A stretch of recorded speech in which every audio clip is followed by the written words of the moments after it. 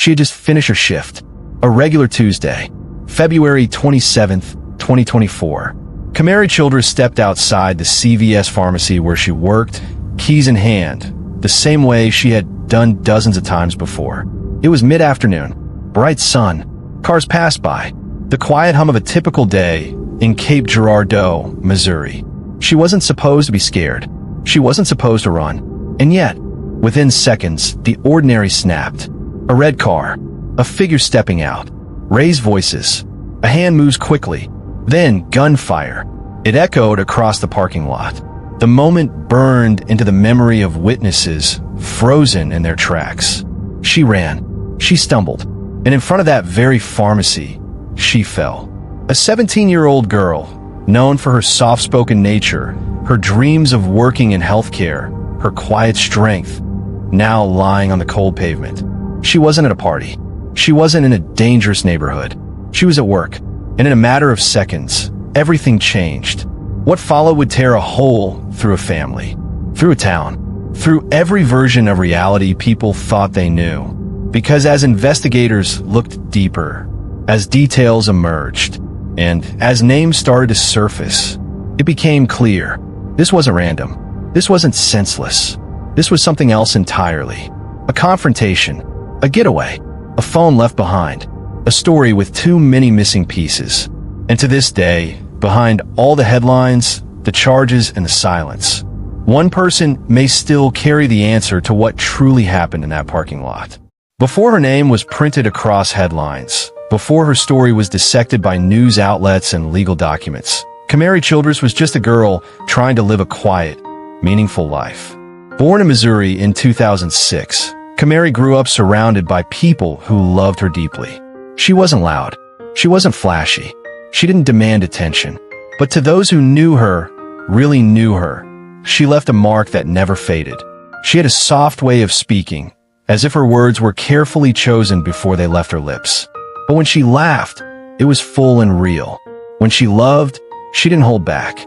She was close to her mother, very close. Her mom was her biggest supporter, and Kamari made sure she always knew that. Whether it was a quick text during work or just a smile across the dinner table, there was a quiet rhythm to their relationship. A safety, a trust. At school, she was well-liked by teachers. She was never the center of drama, never the girl with 1,000 stories being told about her. She was focused, thoughtful, driven.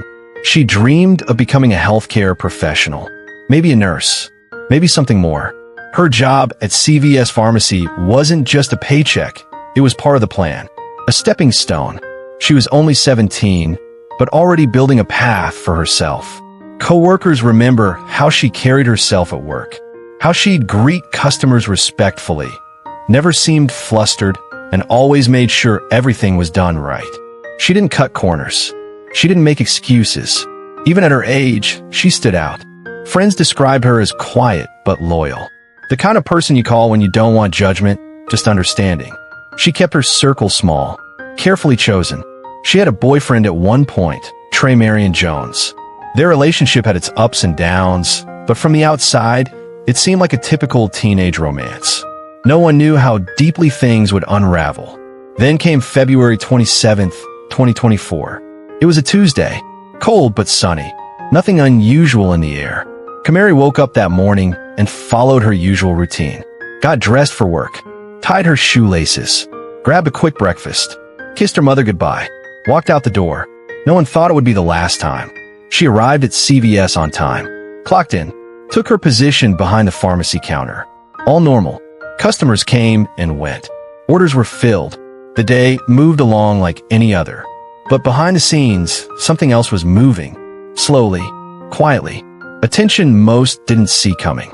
We don't know every detail about her final hours. But we do know this. She didn't express fear. She didn't say she was being followed.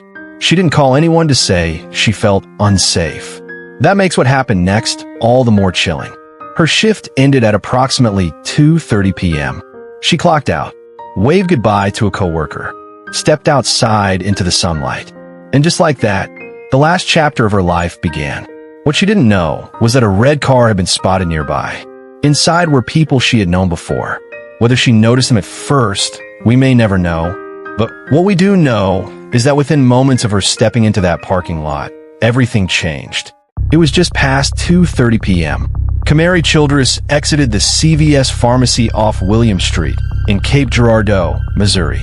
She completed another shift, routine, quiet, uneventful. Security cameras captured her walking toward her car. Her pace was steady, her shoulders relaxed. There was no sign of urgency. The sun was still up. The lot wasn't empty. It was a public space. Middle of the day. She should have been safe. But across the lot, someone else had arrived. A red vehicle, later confirmed to be connected to individuals Kamari had known, slowly pulled into the area. Inside were 3 people. One of them was her ex-boyfriend, Tremarian Jones. The sequence of what happened next moves fast, far faster than anyone could have expected. Witnesses say voices were raised. There was an argument, brief but tense. Then Tremarian stepped out of the car. Kamari tried to walk away. That's when the gun appeared. In a flash, the silence was shattered.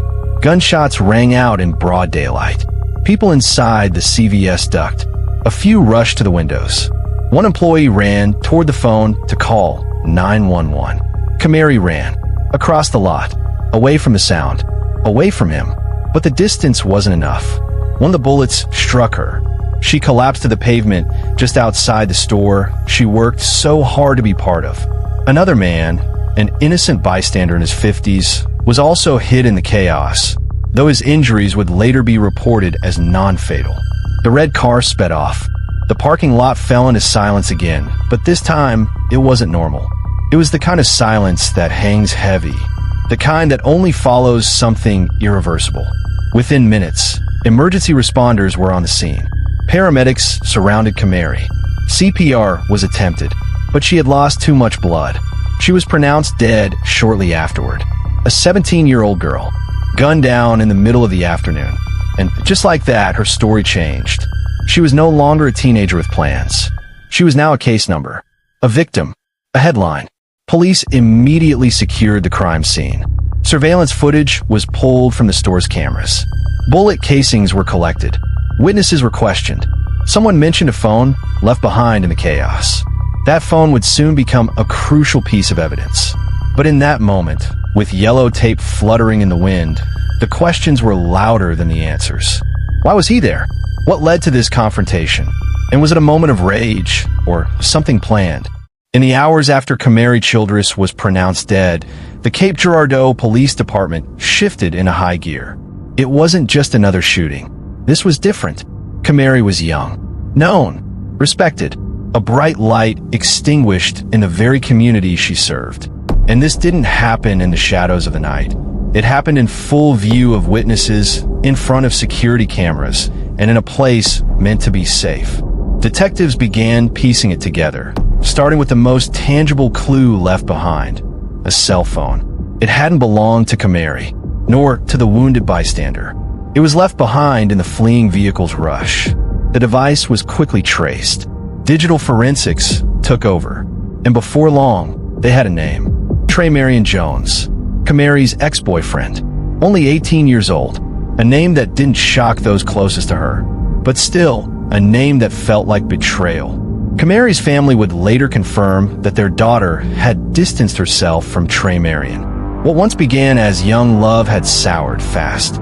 The relationship turned controlling, then manipulative, then dangerous. According to friends, Kamari had confided that she felt watched, that even after ending things, she didn't feel free. But she hadn't gone to police. Not yet. She was trying to handle it, quietly, like so many do. Meanwhile, back at the crime scene, footage from the CVS security cameras was reviewed frame by frame. There was no mistaking it. Tremarian had arrived in the red car. He had stepped out, he had confronted her, and he had fired the shots. But he hadn't been alone. Inside the vehicle were 2 others. One of them, later identified as Jamari Jones, Tremarian's cousin, had allegedly handed him the gun moments before the shooting. The third individual, a teenage girl, was said to be the getaway driver. Arrest warrants were issued within 48 hours. Police, working alongside U.S. Marshals, tracked Tremarian down. He was found in Sikeston, Missouri, less than an hour away. He didn't resist. He didn't speak. But his face, when he was led into custody, showed no signs of panic, only a blankness. As the investigation widened, new details emerged. The gun used in the shooting was reported stolen. Its serial number filed off. It had passed through several hands before it ended up in Trey Marion's, which meant prosecutors weren't just building a case around murder. They were building a case around conspiracy, intent, premeditation. But the most devastating discovery was this. This wasn't spontaneous. This wasn't a moment of rage. Camary had been lured. Trey Marion had reportedly convinced someone to call her, to ask her to come outside the store. He had been waiting. She walked out, unaware that her final steps had already been decided for her. In the days following her arrest, Trey Marion Jones was questioned extensively. He sat across from investigators, silent, measured, his gaze unwavering. Detectives hoped the cell phone call logs and surveillance footage would crack his defense, but he insisted he had nothing to say. Meanwhile, Jamari Jones, Trey Marion's cousin, was arrested and charged with being an accomplice. He had allegedly handed Trey Marion the gun just before the shooting. In custody, he told a different story, that he was there out of fear, pulled in at the last minute, unwillingly. Then there was the teenage getaway driver. She wasn't named publicly, still a minor, but her presence further confirmed this was not a random act. It was a planned intrusion. Back in Cape Girardeau, the community erupted. Local news featured daily vigils, candlelit gatherings where mourners held photos of Camary. Family members gave interviews, their voices cracking with pain, but determined to see justice done. A mother's demand echoed through the airwaves. She didn't deserve this. Media coverage intensified. Newspapers printed the grimmer details. Social media pages popped up, dedicated to Camary's memory, urging awareness of dating violence among teens. The story became more than a crime. It became a conversation about youth, love turning toxic, and a girl's silence before her time. Leaked snippets from interrogation transcripts hinted at tension inside police precincts. Did Trey Marion act alone? Was Jamari protecting someone? Was anyone else being shielded? Public opinion began to divide. Some believed the evidence was clear. Others pointed to procedural flaws, suggestive of a rushed arrest. Had the police jumped too quickly to a narrative they wanted confirmed? Despite these fractures, one thing became clear. Trials were coming. Bonds were set, court dates scheduled, and legal teams mobilized. Through it all, family members attended hearings, pledging they would be there for every step, not only for the sake of the case, but to honor Camary's life. Trey Marion Jones remains the prime suspect. He had motive, a relationship unraveling under tension. Witnesses placed him at the scene. Phone logs and security footage place him in the red car only moments before the shots. Prosecutors argue he orchestrated the confrontation. His defense claims he's been framed and that other players in the car bear more culpability. Jamari Jones, Trey Marion's cousin, admitted he handed over the gun, but insists he never expected it to be used. In interrogations, he calls it a mistake, cooperating, yet fearful. Was he coerced or a willing accomplice in premeditation? His shifting statements fuel doubt. Then there's the unnamed teenage getaway driver. Still a minor. Her name is withheld, but her role can't be understated. She waited in the getaway ride. Was she threatened or complicit? Prosecutors describe her actions as cold and calculated. Her defense team suggests she was pressured without knowing the full picture. 3 individuals, each one connected but none holding a full confession. This triangular web begs the question, is Trey Marion the architect or merely a figurehead? Did Jamari escalate a chaotic scene, or was he ordered to assist?